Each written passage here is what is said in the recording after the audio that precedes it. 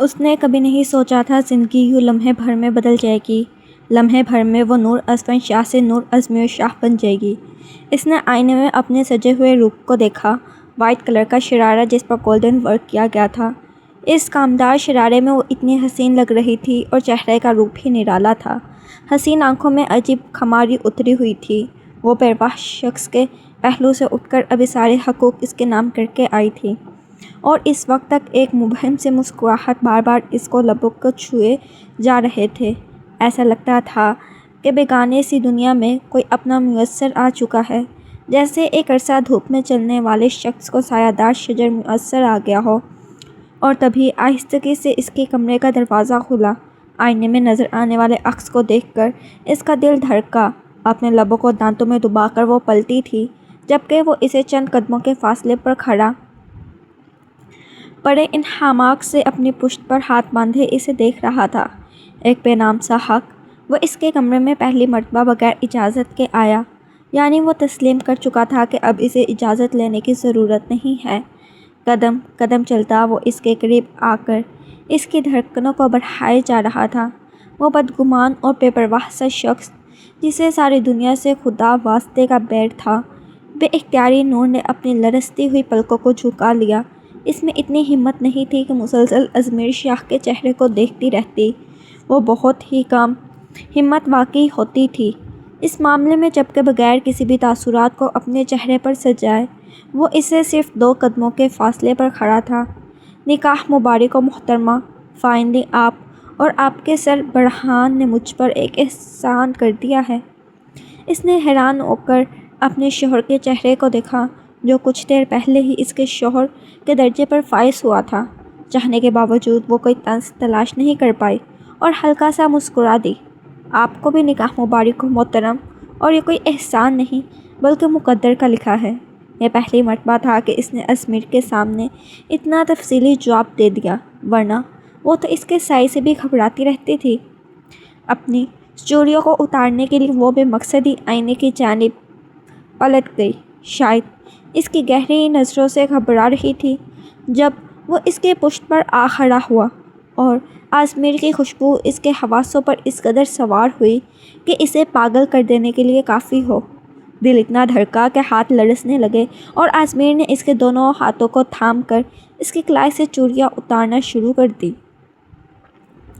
میں اس حویلی والوں کے یہ احسانات میں ڈوبا ہوا شخص ہوں، سو ہر عمل مجھے احسان ہی لگتا ہے، مقدر کا، اور ویسے بھی میں مقدر کے لکھے کو نہیں مانتا۔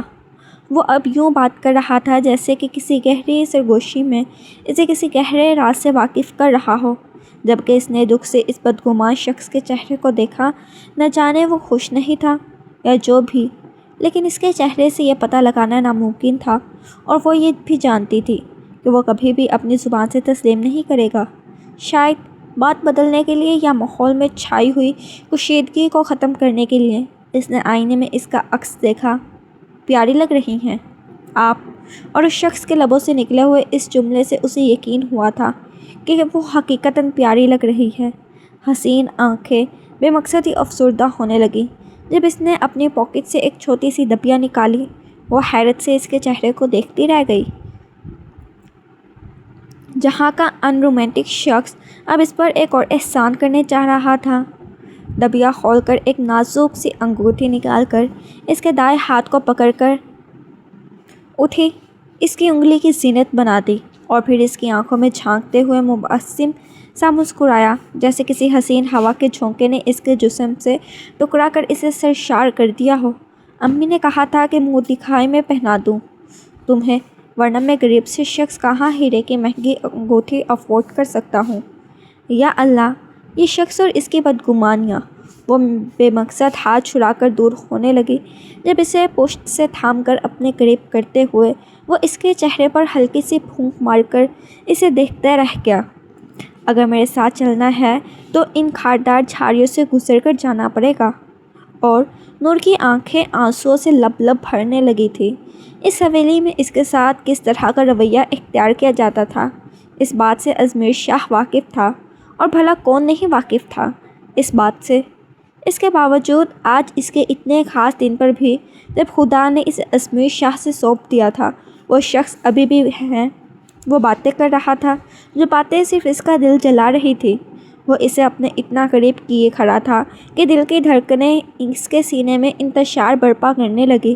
اس سے پہلے کہ وہ کچھ کہتا، دھاڑ سے کمرے کا دروازہ کھلا اور ہانیہ اندر کے منظر کو دیکھ کر جلن سے سرخ ہو گئی۔ حد ہوتی ہے بے شرمی کی، یہ تمہارا ذاتی کمرہ نہیں ہے جو یہاں آ کر تم اپنے سو کالڈ شوہر کے ساتھ رومانس بھی جاری کر چکی ہو۔ ویسے انسان کو اتنا بھی بھوکا نہیں ہونا چاہیے۔ اپنے سینے پر بازو باندھتے ہوئے وہ کہہ گئی تھی اور بے اختیار ہی خود کو دور کرتے ہوئے اس نے ازمیر سے فاصلہ قائم کیا۔ ازمیر نے پلٹ کر ہانیہ کے چہرے کو دیکھا اور پھر ایک خاموش نظر اس کے وجود پر ڈال کر کمرے سے نکل گیا۔ ازمیر کے سامنے اپنی اتنی تذلیل پر وہ بے تحاشا سرخ ہوئی تھی۔ ایسی کوئی بات نہیں ہے، اس نے اپنی جانب سے بات بتانا چاہی تاکہ ہانیہ یہ سب کچھ چاچی جان کے ذہن میں نہ اندیل دے، اور پھر اس پر جو ستم جاری ہوتے وہ یہ سب برداشت کرنے کے موڈ میں نہیں تھی۔ ہانیہ نے آگے بڑھ کر سختی سے اس کے بازو کو دبوچ لیا۔ تم جانتی ہو، تم انتہا درجے کی منحوس عورت ہو، جس کی منحوسیت پوری حویلی پر چھائی ہوئی ہے۔ امی ٹھیک کہتی ہیں، اب دیکھنا تمہارا یہ سو کالڈ شوہر جو تمہارا اپنا تو چکا ہے، تمہارے اس منحوسیت کا شکار ہو کر مر جائے گا۔ اور اس کے دونوں ہاتھ ہانیہ کے سینے پر رکھ کر اسے خود سے دور دھکیل دیا تھا۔ خبردار، اپنی زبان سے ایسے الفاظ بھی مت نکالنا ہانیہ۔ اس کا دل جس قدر لرزا تھا صرف وہ جانتی تھی، اور ہانیہ کے چہرے کو دبوچ کر اسے وار کرتی ہوئی کمرے سے باہر نکل گئی۔ اپنے دھڑکتے ہوئے دل کو سنبھال کر وہ وہیں کرسی پر ٹک گئی۔ یا اللہ، وہ اور اس کی منحوسیت کا اب اس کا پیچھا چھوڑے گی، یا سیاہ سائے جو بچپن سے ہی اس کے ارد گرد منڈلا رہے تھے اب اسے حقیقت میں خوفزدہ کرنے لگے تھے۔ وہ بے تحاشا رو رہی تھی۔ بچپن سے ہی اس کے ماں باپ کا انتقال ہو گیا۔ وہ چاچی کی سربراہی میں آ گئی۔ اس کے چچا وقار احمد کی اس گھر میں چلتی تھی، لیکن وہ اس قابل نہیں تھے کہ اپنی بھتیجی کے حق میں آواز اٹھا لیتے، اور ویسے بھی ان سے ایسے کوئی امید لگانا بھی بیکار تھا، اور چاچی نے تو باقاعدہ اس کا نام منحوسیت کے دائرے میں شامل کر رہا تھا۔ کوئی بھی نیا کام کرنا ہو تو کوئی بھی نیا کپڑا لینا ہو، وہ ہمیشہ اس بات سے پرہیز کرتی تھی کہ اس کا سایہ کبھی بھی ان چیزوں پر نہ پڑے۔ اگر اس حویلی میں کوئی اس کے ساتھ تھا تو وہ صرف اس کی پھوپھو تھی، جہاں ارکا بیگم جو جوانی میں ہی بیوہ ہو گئی تھی۔ وہ جوانی میں بیوہ کی چادر اوڑھ کر دوبارہ اس حویلی میں آئیں اور اپنے ساتھ اپنے ننھے ازمیر کو بھی لے کر آئی تھی، جہاں ارا بیگم کی شادی ان کے چاچا زاد سے ہوئی، اور اس حویلی میں ان کے چاچا زاد کا بھی حصہ تھا، سو وہ بھی حصہ دار تھی، اور ویسے بھی اپنے ماں باپ کی جائیداد ازمیر کے نام تھی۔ لیکن اس کے باوجود اس کے ماموں، اس کی مومانی اور باقی کزنز کے لیے وہ صرف ایک تحقیر آمیز وجود بن کر رہ گیا، جو نہ صرف ان کے ٹکڑوں پر پلتا تھا بلکہ انتہا کا بدتمیز اور مفت بھی سمجھا جاتا تھا۔ اور یہی وجہ تھی کہ وہ بچپن سے ہی سنجیدگی کے لبادے میں لپٹا ہوا شخص اپنی ذات کو محدود کر چکا تھا۔ اس حویلی میں کیا ہوتا تھا، اس میں کوئی سروکار نہیں تھا۔ ویسے تو اپنی تعلیم مکمل کرنے کے بعد اس نے اپنے ماموزاد سکندر کے ساتھ مل کر آفس بھی جوائن کر لیا تھا، اور مومانی کے بیٹے سکندر سے زیادہ ذہین اور محنتی انسان ثابت ہوا، لیکن پھر بھی مومانی اسے کبھی وہ مقام حاصل نہیں کرنے دے سکتی تھی جو کسی سکندر کا تھا، اور سکندر کی نظر میں بھی وہ ہمیشہ سے اس آفس کا ایک معمولی ورکر تھا، اور ان باتوں سے اتنا بدگمان کر دیا کہ وہ اپنی ذات سے ہی نفرت کرنے لگا۔ وہ تو ان سارے رشتوں سے جان چھڑوا لینا چاہتا تھا، اپنی ماں کو لے کر ایک الگ گھر میں ایک نئی زندگی کا آغاز کرنا چاہتا تھا، لیکن اس کی ماں نے اپنی محبت کا واسطہ دے کر اس کے پیروں میں زنجیریں ڈال دی، اور اپنی بھتیجی جو کہ اس حویلی کی بیٹی تھی، اس کے ساتھ اس کا نکاح کر کے حویلی کے ساتھ اس کا ایک اور رشتہ جوڑ دیا، اور اس بے ضرر سی معصوم لڑکی کے ساتھ جوڑ کر بھی وہ اپنے اندر کی سنجیدگی اور سختی کو کم نہیں کر پایا۔ نہ جانے کیوں وہ ہر شخص سے بدگمان ہونے والا شخص ہے، اس لڑکی کی محبتوں کا واحد مرکز ہو کر بھی اس کے قریب نہیں ہو پایا۔ صرف 2 دنوں کے بعد اس کی رخصتی تھی، اور اس کے بعد شاہ وہ ازمیر کے ساتھ ایک نئی زندگی کی شروعات کرتی، لیکن وہی چاچی کی بات کی منحوسیت اور سائے اس کے ارد گرد منڈلاتے ہوئے ازمیر شاہ تک بھی پہنچ چکے تھے۔ یہ حقیقت تھی، یہ اس افسانوی بات کی اتنا اس کے سر چڑھا کر اسے مایوس کر دیا گیا تھا، یہ تو وہ نہیں جانتی تھی، لیکن اب آہستہ آہستہ اپنی تقدیر اسے ستمگر لگنے لگی تھی۔ اس کے خاص دن کی پرواہ کیے بغیر ہانیہ نے اپنی ماں کو نہ جانے کیا کیا نئی بتیاں پڑھا کر شکایتیں لگائی کہ اس کے چہرے کو تھپڑوں سے سرخ کرتے ہوئے شگفتہ بیگم نے اس کے بالوں کو بھی نوچ لیا تھا۔ اس گھر میں رہنا ہے تو میری مرضی کے مطابق رہنا ہوگا۔ اس لاوارث اور یتیم لڑکے سے تمہارا رشتہ کیا طے کر دیا، خود کو مل کر سمجھنے لگی ہو۔ اور جہاں اڈا بیگم نے آگے بڑھ کر بڑی مشکل سے اسے ان کے چنگل سے آزادی دی تھی۔ بھابھی کیا کر رہی ہیں آپ؟ اب تو جانے دے، اب تو یہ میری بہو بن چکی ہیں، ازمیر کی بیوی ہے۔ اور انہوں نے بھڑکتے ہوئے اسے دھکیل کر جہاں اڈا کی گود میں پھینک دیا۔ بیوی بن چکی ہے تو اسے سمجھا دو کہ اس کا شوہر بھی ہمارے ہی ٹکڑوں پر پلتا ہے۔ وہ بس جہاں اڈا بیگم کی گود میں سسکتی رہ گئی تھی، جانتی تھی کہ باہر دروازے سے پلٹ جانے والے شخص کے اندر کون سا زہر بڑا ہوا تھا۔ تم نے اسے اپنی بہو تو بنا لیا یہاں اڈا، میری بیٹیوں کو پیچھے کر کے تم نے اسے اپنی ازمیر کے لیے چنا تو ہے، لیکن یاد رکھنا یہ سیاہ مقدر والی لڑکی تمہارے بیٹے کی جوانی کو نگل جائے گی۔ اور جہاں اڈا اندر تک تڑپ گئی، اپنی زہر اگلتے ہوئے شگفتہ بیگم یہاں سے جا تو چکی تھی، لیکن اس کے وجود کو زلزلوں کی زد میں پھینک کر گئی۔ حالانکہ سب لوگ جانتے تھے کہ انہوں نے ازمیر اور ہانیہ کے رشتے کے لیے کتنے ہاتھ پاؤں مارے۔ ان کی دلی تمنا تھی کہ ہائنہ یا مائرہ میں سے کوئی ازمیر کی بیوی بننا چاہے۔ وہ زبان سے اقرار نہیں کرتی تھی، لیکن ان کا دل جانتا تھا کہ ازمیر جیسا شہزادہ صرف مقدر والوں کے حصے میں آتا ہے۔ لیکن اب جو کچھ ہو گیا اسے برداشت کرنا بھی تو آسان نہیں تھا۔ گاڑی نکال کر وہ حویلی سے باہر نکل آئی، جیسے اس کے اندر کسی نے دھواں بھر دیا ہو جو اس کے لیے گھٹن کا باعث بن چکا ہو۔ بچپن کے سارے حالات عمر دمد کر اس کے ذہن میں آ رہے تھے۔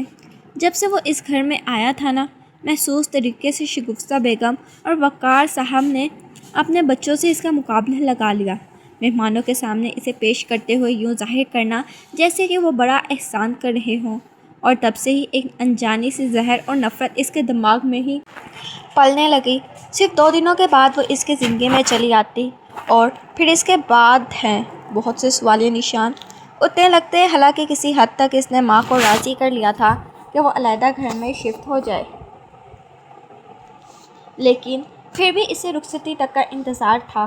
یہ یہاں نہیں رہے گا، ہمارا بھائی مر چکا ہے اور ہمارا اس کے ساتھ کوئی رشتہ نہیں۔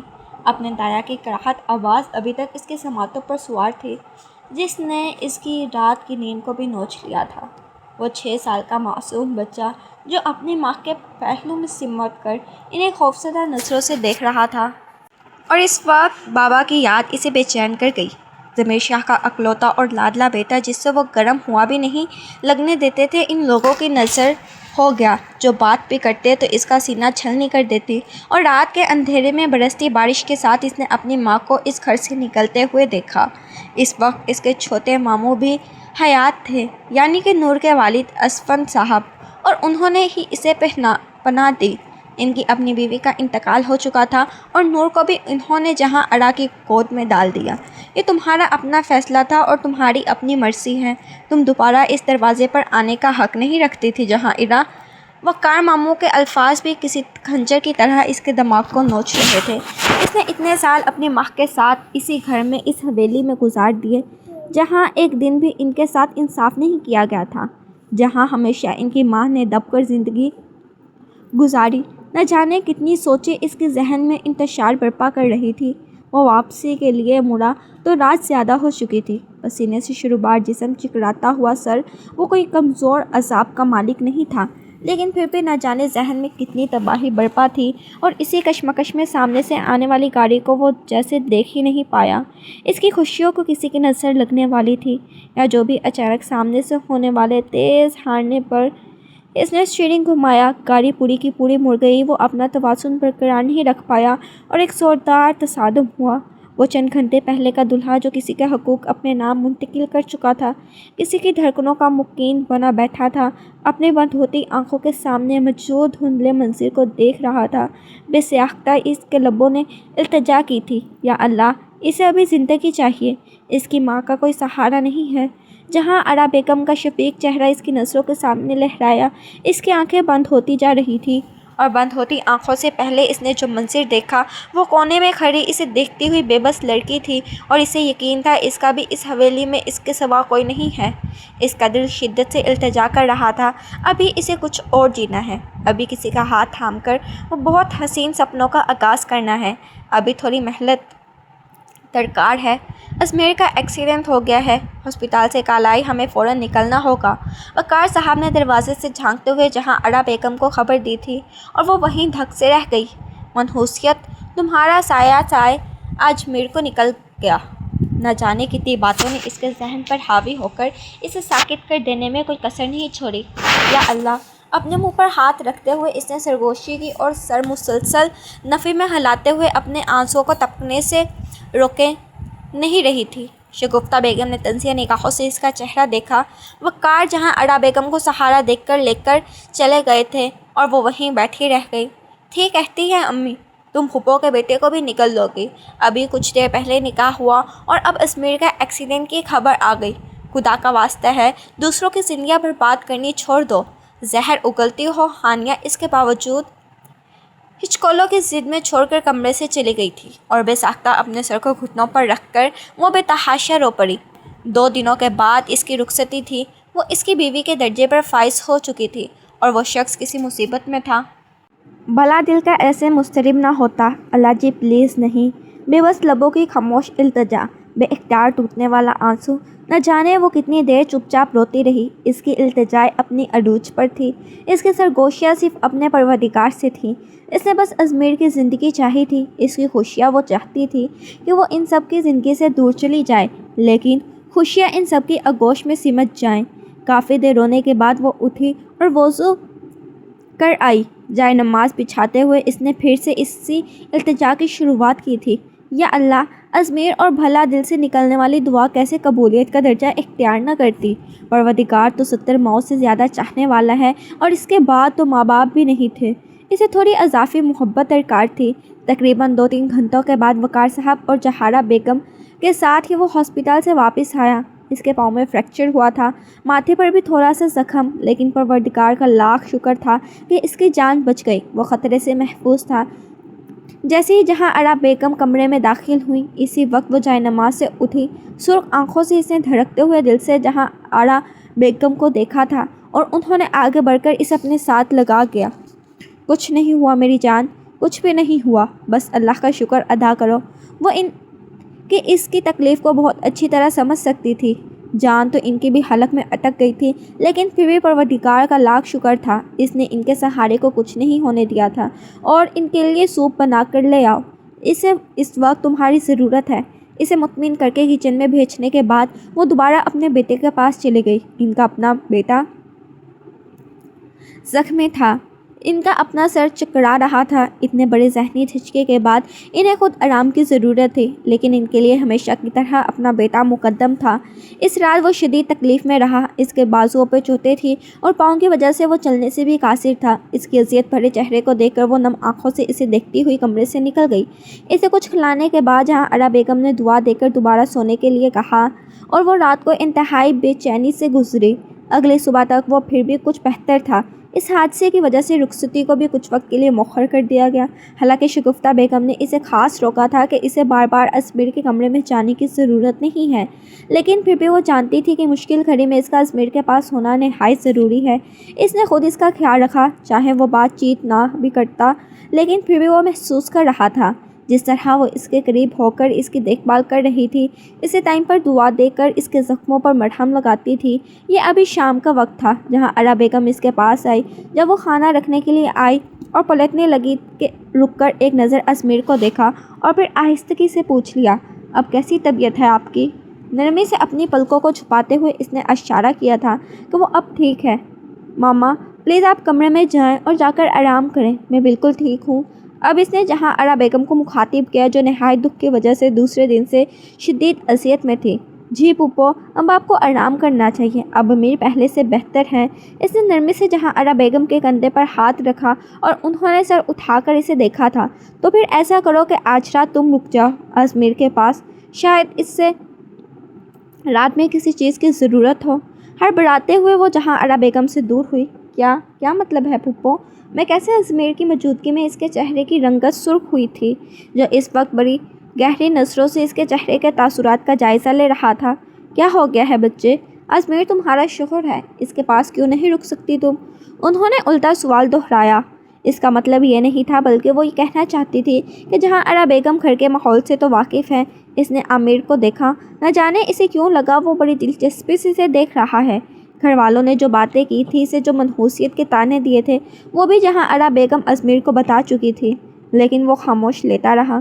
کوئی بات نہیں ماما، اگر وہ نہیں رکنا چاہتی تو آپ فورس مت کریں، اس نے کہہ دیا، اور نہ جانے کہ اس کے احساس کے تحت اس نے ازمیر کی آنکھوں میں دیکھا تھا۔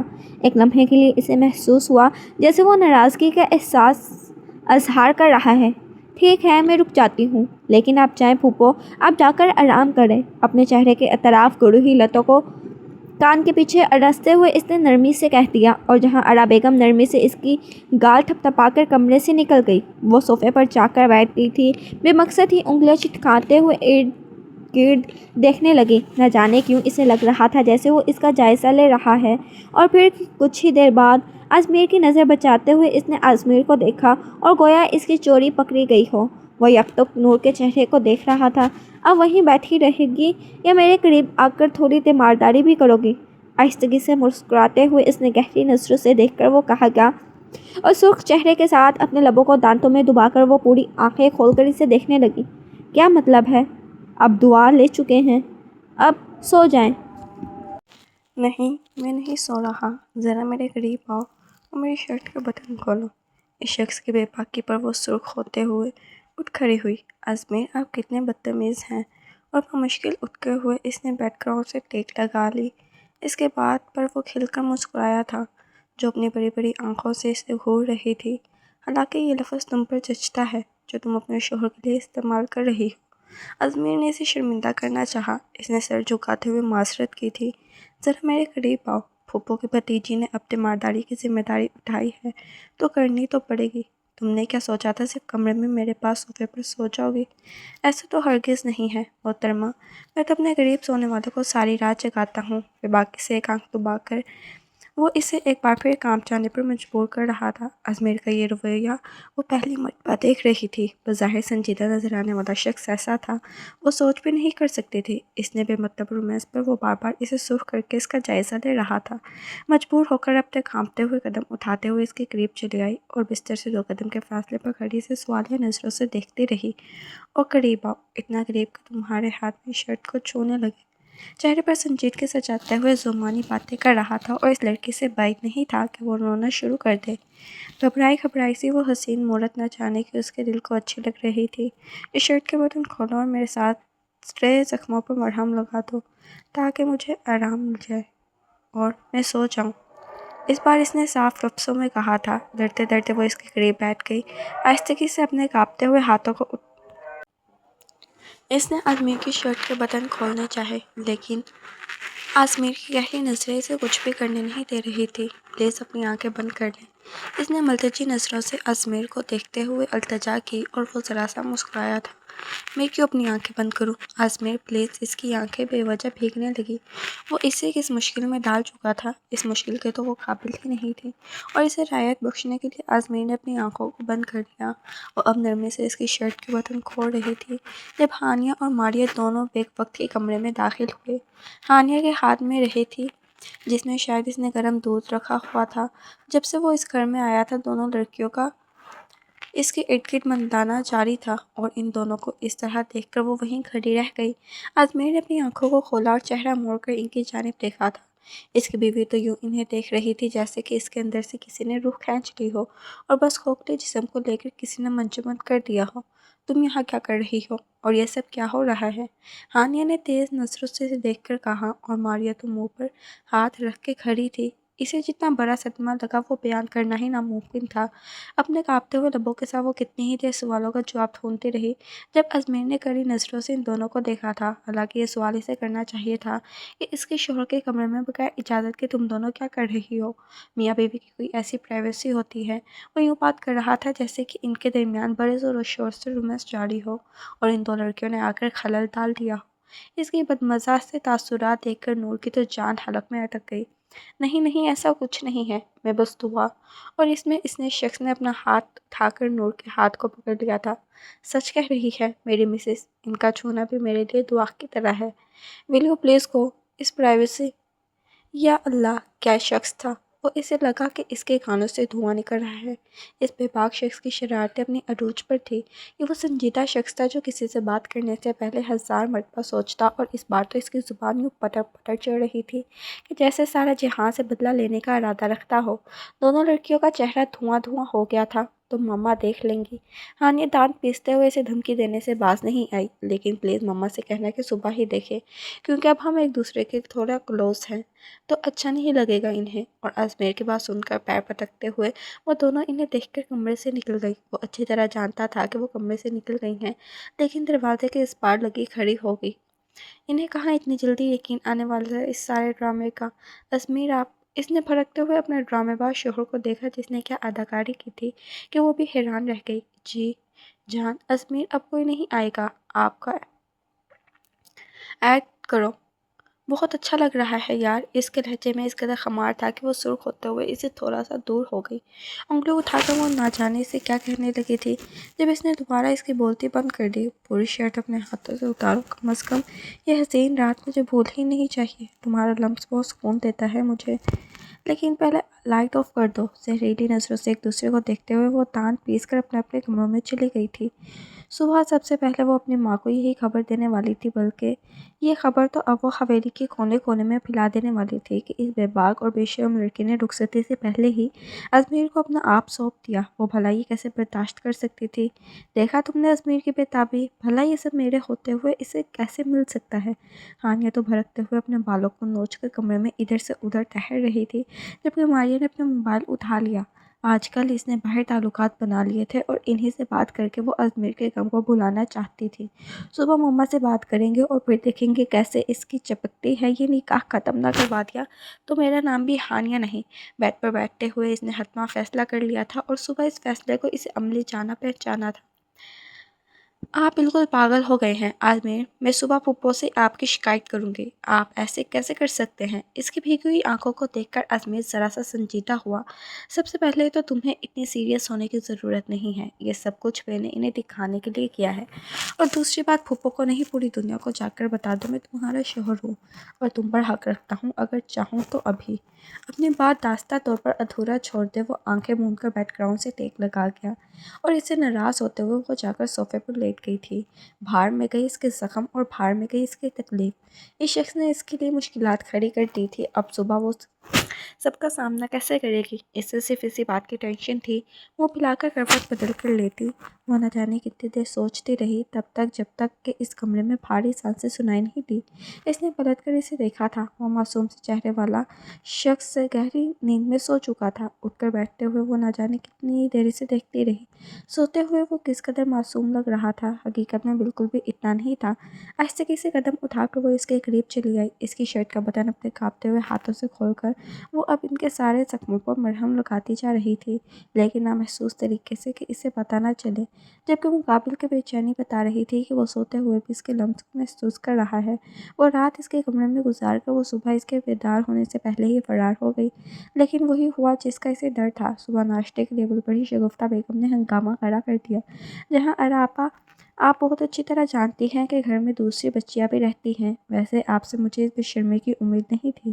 ان کے دونوں بیٹوں نے جو آگ ان کے ذہن میں لگائی تھی، وہ آگ اب وہ اس پوری حویلی میں لگانا چاہتی تھی۔ وہ بھلا کیسے برداشت کر سکتی تھی کہ ان کے ہوتے ہوئے نور کو اس کا حق مل جائے، یا وہ سب کچھ پالے جس کی وہ حقدار ہے؟ ہرگز نہیں۔ سو انہوں نے وقار صاحب کے سامنے اچھا خاصا ہنگامہ کھڑا کر دیا۔ میری طبیعت ٹھیک نہیں تھی اور نور ازمیر کے پاس رک گئی۔ آپ جانتی ہیں کہ ازمیر کے زخم ابھی مکمل طور پر ٹھیک نہیں ہوئے، ابھی تو وہ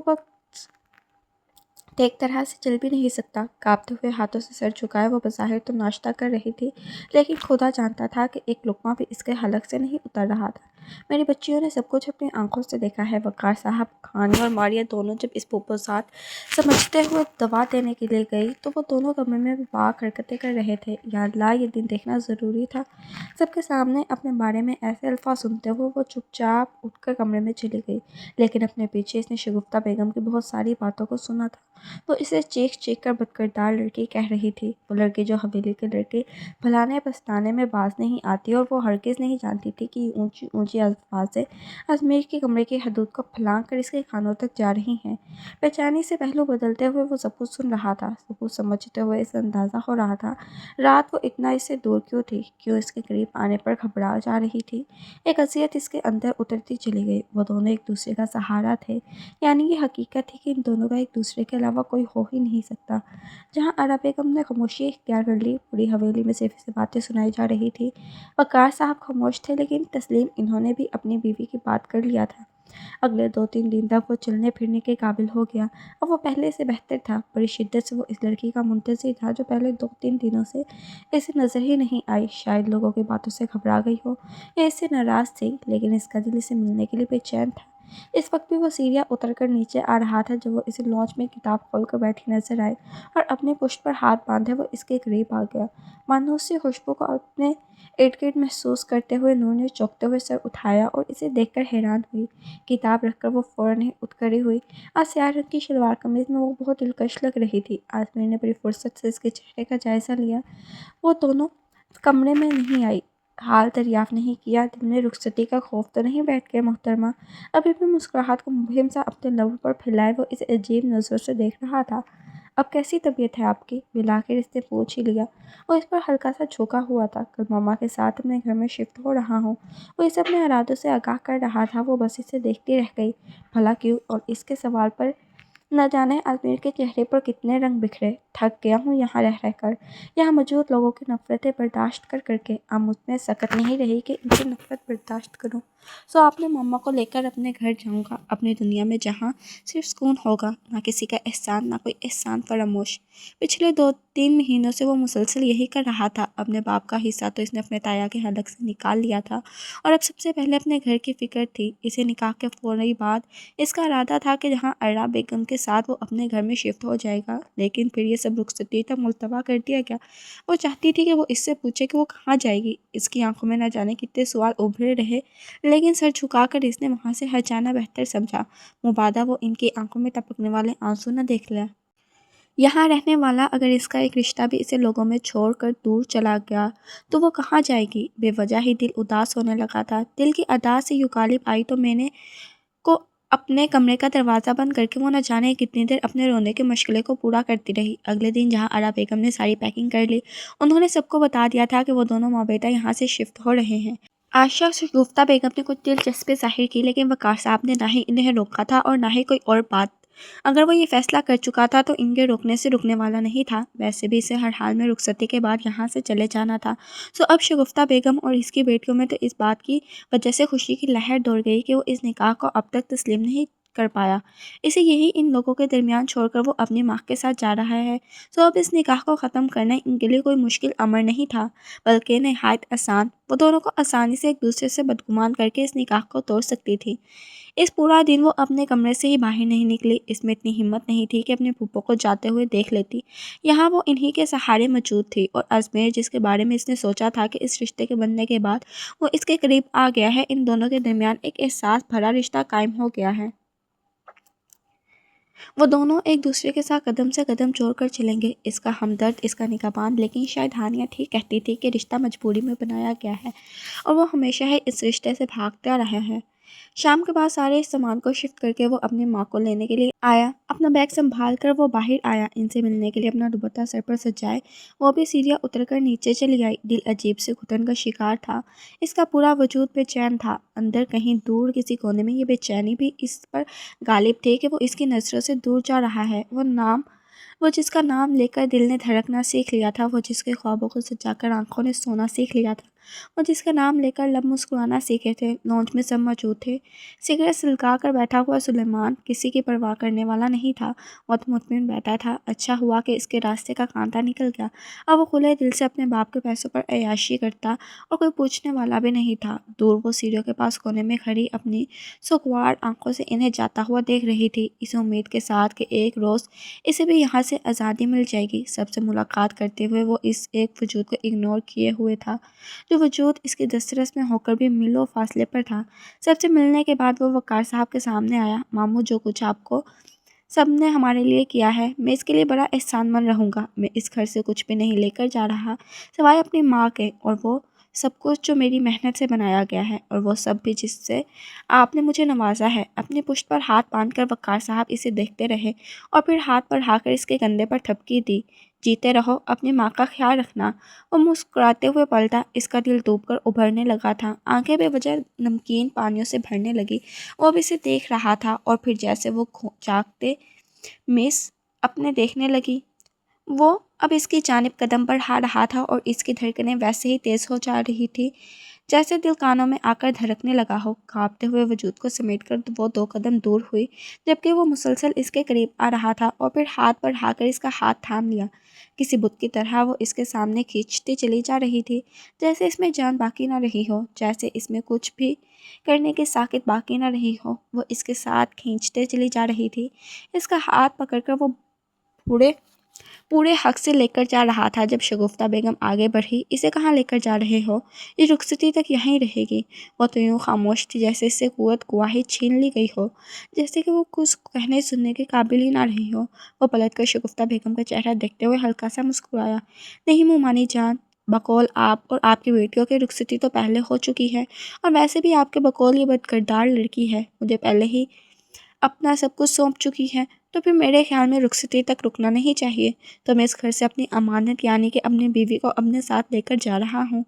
اور سب سے پہلے ہانیہ بھڑکتے ہوئے آگے بڑھی تھی۔ تو میں ایسا کیسے کر سکتے ہو بابا؟ ایسے تو آپ کی عزت خاک میں مل جائے گی۔ اور وقار صاحب خاموش کھڑے رہے۔ اسے تھام کر وہ ان کی جانب آیا تھا، جہاں ارا بیگم بس فخر سے اپنے بیٹے کو دیکھتی جا رہی تھی۔ آپ نے ہمیشہ خاموشی اختیار کی ہے ماموں، لیکن آج خاموشی آپ کا حق نہیں بنتا۔ آپ کا بھائی آپ کے پاس ایک امانت چھوڑ کر گیا تھا، جس کی حفاظت آپ ٹھیک طرح سے نہیں کر پائے۔ وہ سر جھکا کر بس روئے جا رہی تھی۔ آپ وہ امانت مجھے سونپ چکے ہیں، تو اسے مکمل طور پر میرے حوالے کریں، تاکہ میں کسی بھی طرح سے کسی بدگمانی میں نہ رہوں۔ میں اپنی بیوی کو اپنے ساتھ لے کر جاؤں گا۔ اس نے جس حق سے اسے بیوی کہا تھا، وہ بس نہ آنکھوں سے اس حسین چہرے والے شخص کو دیکھتی رہ گئی، جس کا باطن اس کے چہرے سے زیادہ حسین تھا۔ وہ تو ہمیشہ سے یہ سمجھتی آئی تھی کہ اس کے سامنے یہ رشتہ کوئی حیثیت نہیں رکھتا، لیکن آج وہ بظاہر کر رہا تھا کہ وہ اپنے رشتوں کے لیے کس قدر پوسیسو ہے۔ یہ یہاں سے کچھ نہیں لے کر جائے گی، اس کا سب کچھ مجھ سے منسلک ہے، سو میں اس گھر سے صرف اسے لے کر جا رہا ہوں۔ اس نے بس وقار احمد سے اجازت طلب کی، کسی اور کے چلنے کی، کسی اور کے تڑپنے کی پرواہ کیے بغیر وہ اسے اپنے ساتھ لے کر آیا تھا، اپنی دنیا میں، جو دنیا اس نے صرف اپنوں کے لیے بنائی تھی، جہاں کسی حاسد کا، کسی مغرور یا کسی بھی زبان دراز انسان کامل داخل نہیں ہو سکتا تھا۔ یہ اس کی دنیا تھی، جہاں آ کر وہ بس شکر گزاری سے اس شخص کو دیکھتی رہی جو مقدر نے اس کے حوالے کیا تھا، جو اس کی ساری دعاؤں کا صلہ تھا، جسے پاتے ہوئے اس نے یہ اندازہ نہیں لگایا تھا کہ وہ اس کی زندگی یوں بدل دے گا۔ اجمیر شاہ اس کا ہاتھ تھام کر اسے اپنی دنیا میں لے آیا تھا، اور یہ کوئی چھوٹی بات نہیں تھی، بہت بڑی بات تھی، خاص طور پر ان دلوں کے لیے جو محبت کے لیے بنائے گئے ہیں، خاص طور پر وہ دل جو قابل محبت ہیں۔ ٹھنڈی ہوا نے پوری فضا کو اپنی لپیٹ میں لے لیا تھا۔ یہی ٹھنڈی ہوا اس کے حسین بالوں کے ساتھ چھیڑخانی کر رہی تھی، انہیں بار بار اس کے چہرے پر گرا رہی تھی۔ چائے کے کپ کے ساتھ وہ یہ وقت خود کے ساتھ بتانے کے لیے آئی تھی۔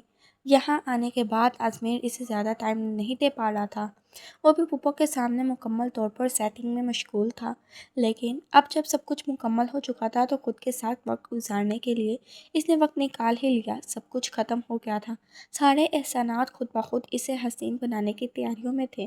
یہاں وہ پورے ٹھاٹھ سے رہا کرتی، یہ اس کا گھر تھا، اس کے شوہر کا گھر تھا جو اس کا محافظ تھا، اس کا نگہبان۔ اچانک وہ اس کے پہلو میں آ کر کھڑا ہوا، اس کی خوشبو پہلے اسے آگاہ کر چکی تھی کہ وہ اس کے قریب آ رہا ہے۔ یہاں وقت گزارنے سے بہتر ہے کہ تھوڑا سا وقت اپنے شوہر نامدار کے ساتھ گزار لیں آپ۔ اس کے ہاتھ سے چائے کا کپ لیتے ہوئے وہ اپنے لبوں سے لگا چکا تھا۔ وہ پہلے حیران ہو کر اسے دیکھتی رہی اور پھر آہستگی سے مسکرا دی۔ آپ مصروف تھے تو میں نے آپ کو ڈسٹرب کرنا مناسب نہیں سمجھا۔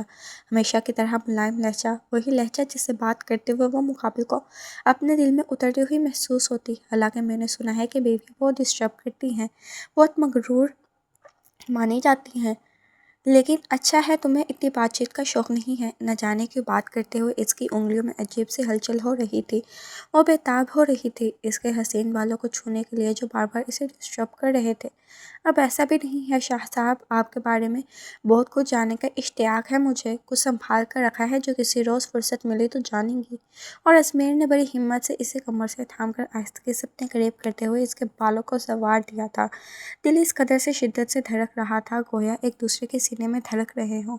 وہ اور اس شخص کی بے باکیاں وہ ویسے ہی جلد بازی پر اتر جانے والا شخص ہمیشہ وہ کرتا تھا جس کی اسے توقع نہ ہو، لیکن اس کے لیے ایک حسین لباس پہن کر دلہن بن کر میرے کمرے میں آنا پڑے گا تاکہ مجھے معلوم ہو کہ افشلی طور پر اب میری مسز کے حقوق کو فرائض سر انجام دے رہی ہیں۔ پھر میں اپنے بارے میں آپ کو بہت کچھ بتاؤں گا، بہت کچھ ایسا جسے جاننے کے بعد آپ کے چہرے سے سرخیاں نہیں ہٹیں گی۔ وہ اس کے دھکتے ہوئے رخساروں کو دیکھ کر کہہ رہا تھا اور وہ پھڑ پھڑاتے ہوئے اس سے دور ہونے لگی، لیکن ازمیر نے اسے مزید قریب کرتے ہوئے آہستگی سے اس کے لبوں پر گستاخی کی تھی۔ وہ حیران رہ کر اسے دیکھتی رہ گئی اور اگلے ہی لمحے پلکوں کو جھکا کر فرار چاہی، لیکن وہ اسے گھماتے ہوئے اس کی پشت کو اپنے ساتھ لگا چکا تھا۔ اس حسین موسم کو دیکھو، یہ حسین ہوائیں ہماری محبت کا سندیسہ لے کر آئی ہیں۔ آزادی سے پھڑپڑاتے ہوئے ان حسین بالوں کو دیکھو جن میں چلنے والی میری بے تاب انگلیوں کو تو میرا حق کے اس جہاں میں لے کر جائے گی جسے واپس لوٹنا ہی محال ہو۔ وہ اب آہستہ آہستہ اس کے بازو پر اتنی انگلی سے رقص کرتے ہوئے اپنے لفظوں سے اس کے دل میں اتر رہا تھا اور نم آنکھوں کے ساتھ وہ مسکراتے ہوئے اسے دیکھ رہ گئی تھی۔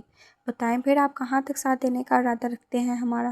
اب اس کے سامنے اپنی ہتھیلی پھیلا چکا تھا اور اس نے اپنا کانپتا ہوا ہاتھ اٹھا کر اس کی چوڑی ہتھیلی پر رکھ دیا۔ دونوں اس وقت ایک دوسرے کی آنکھوں میں دیکھ رہے تھے جہاں صرف طوفان تھا، جذبات کا ٹھاٹے مارتا ہوا سمندر اور محبت کی لہریں موجزہ تھی، تب تک جب تک یہ جھڑیاں زیادہ ہاتھ پہ جان ہو کر آپ کے ہاتھ سے نہ پھسل جائے، تب تک جب تک کہ میری سانسیں میرا ساتھ نہ چھوڑ دیں، تب تک جب تک کہ یہ دل دھڑکنا نہ چھوڑ دے، تب تک۔ اگر انسان باقی مرنے کے بعد 7 منٹ تک زندہ رہتا ہے تو میرے وہ 7 منٹ بھی آپ کے نام ہوئے شاہ صاحب۔ اتنے حسین اقرار کے بعد اپنا دامن کو چھڑا کر وہ وہاں سے بھاگتی چلی گئی تھی، لیکن اس شخص کو یوں سرشار کر دیا تھا جیسے کہ اس کائنات کی ہر چیز مل چکی ہو، جیسے اس کے ارد گرد رقص کرنے والی ہر چیز موجود ہو، اسے مبارکباد کا نذرانہ پیش کر رہی ہوں اور انہیں اپنے وجود کے ساتھ لپٹائے وہ مسکرا کر رہ گیا۔ اگر کسی کو محبتوں سے نوازا جائے تو بدلے میں وہ محبت میسر آتی ہے جن کا ہم صرف تصور کر سکتے ہیں۔ اگر مقدر کی لکھی ہوئی کو مان کر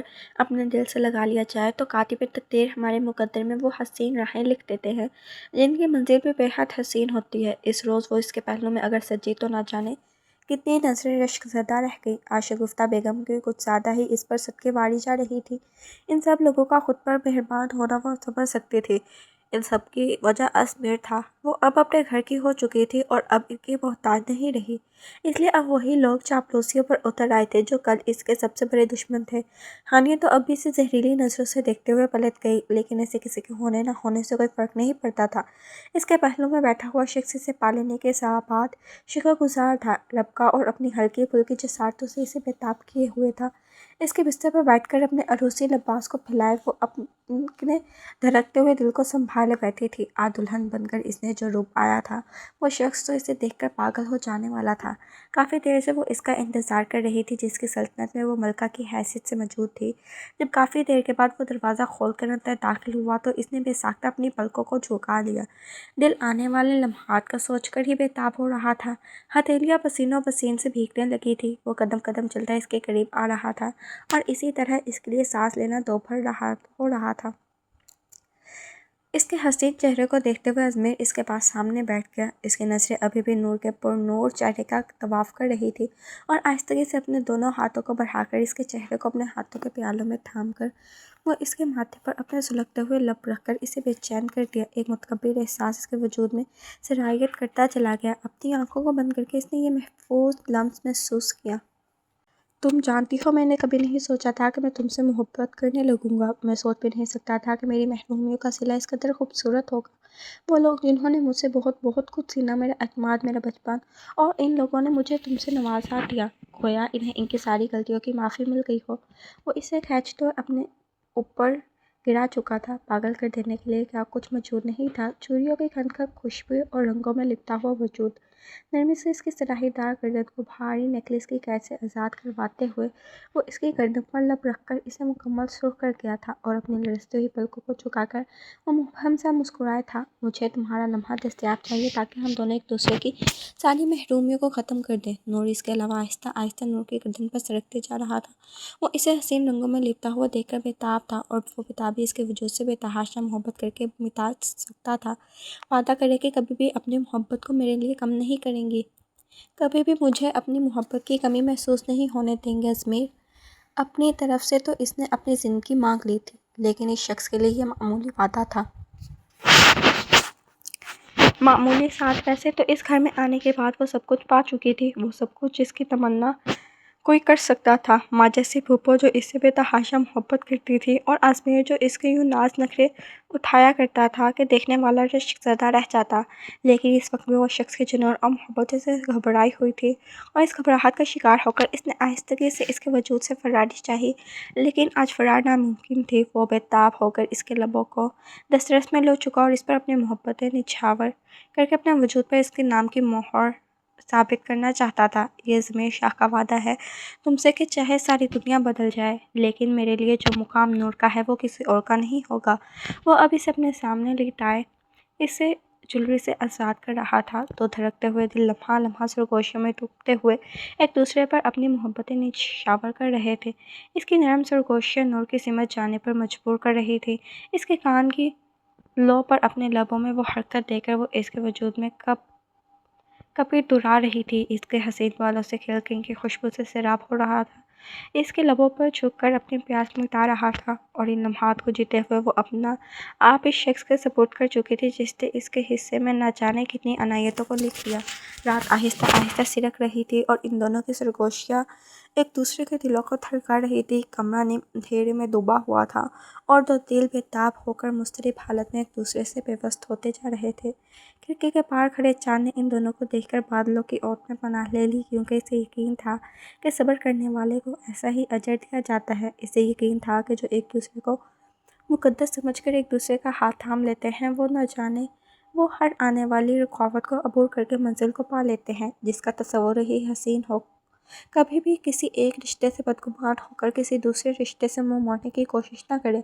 ہو سکتا ہے کہ آپ کی زندگی کی ساری محرومیاں، ساری خوشیاں اسی ایک رشتے میں چھپی ہوں، جس سے دور ہو کر آپ خود پر سارے دروازے بند کر دیں، کیونکہ پروردگار کے فیصلے نہایت عمدہ ہوتے ہیں۔ ازمیر تو بدل کی کوئی گنجائش نہیں ہوتی، وہ آپ کے لیے وہی چنتا ہے جو بہترین ہوتا ہے، بس انسان ہی ہمیشہ سے جلد باز واقع ہوا ہے۔